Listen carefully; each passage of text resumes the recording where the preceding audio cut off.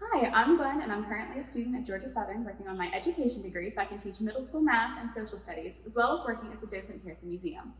Today, I'd like to tell you a little bit more about my favorite extinct mammal, which is very specific, I know, the American mastodon.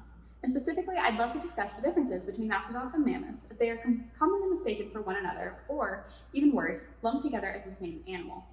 The American mastodon has been confused for a mammoth nearly since the species was discovered in the early 1700s.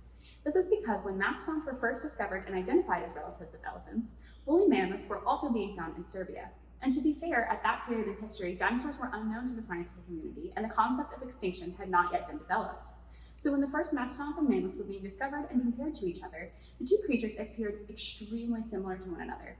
And for those that believed that the animals were one and the same, they were, in a way, correct, because mastodons and mammoths are distant relatives that did coexist to a certain extent. The two mammals had ranges that overlapped slightly, but their preferred diets differed largely enough so that they could avoid direct competition, and they even shared a common order Proboscidea that includes elephants and all their extinct relatives. However, the modern scientific community has gathered enough evidence to recognize that mammoths and mastodons are two entirely different species. When comparing the animal, we can first look at a few key visual characteristic differences between them. First, we need to cover the obvious. If you look at the murals behind me, you can see that one animal has a more sloping back and a high domed head that sits above its back, whereas the other is more flat backed and has a generally smoother appearance with a large, low domed head that sits level with the animal's back. The one with the smoother overall appearance is the American mastodon. When talking about the physical stature of mammoths versus mastodons, there is a small victory to those who prefer mammoths, because mastodons were smaller in stature. Mastodons weigh in around 6 tons and measure at 7 feet tall for females and 10 feet tall for males on average. Whereas the largest species of mammoths, the Columbian mammoth, weighed approximately 10 tons and measured at 13 feet tall on average. This does not mean that all mammoths are larger though, because woolly mammoths were typically smaller than American mastodons. And while mastodons may be smaller than most mammoths, they are still impressive creatures and far superior in my book. Something that we simply cannot ignore about the American mastodon is their massive tusks. When looking at the tusks of a mastodon, we can see that they don't quite look like mammoth tusks or the elephant tusks that we see today. The tusks of the American mastodon look different from other tusks because they are very flat compared to their relatives, as well as being longer and larger in circumference. An interesting fact about mastodons is that their tusk fossils show evidence of each animal either being right-tusked or left-tusked, based on whichever tusk shows more wear from usage.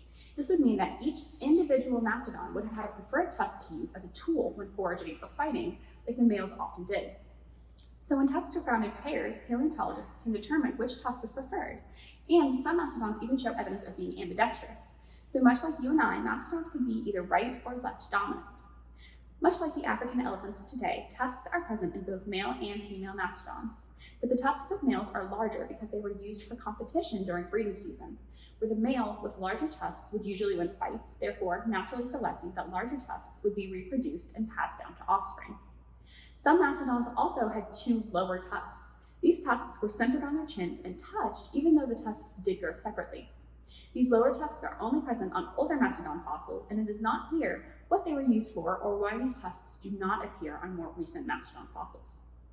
The last large distinction that can be made between mammoths and mastodons is in their teeth. Mammoth teeth had small ridges that were very well adapted to their primarily grass diet, much like their elephant contemporaries who also feed on a diet of grass. Mastodons, however, have teeth that are nothing like the elephants of today. Mastodons have teeth that are so similar to human molars that when mastodon teeth were first discovered, people believed that the teeth were evidence of a race of giants that roamed the earth before the biblical flood in the story of the Noah and the Ark, when in reality these teeth belonged to a different extinct giant.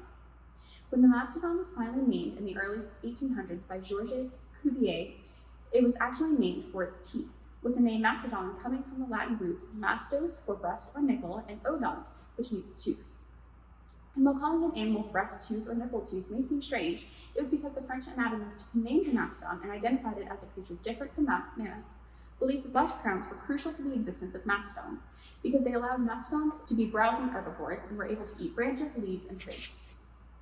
Due to their diet, mastodons primarily lived in open forests where they had ready access to their food sources, but mastodons were not opposed to eating grass if they needed to.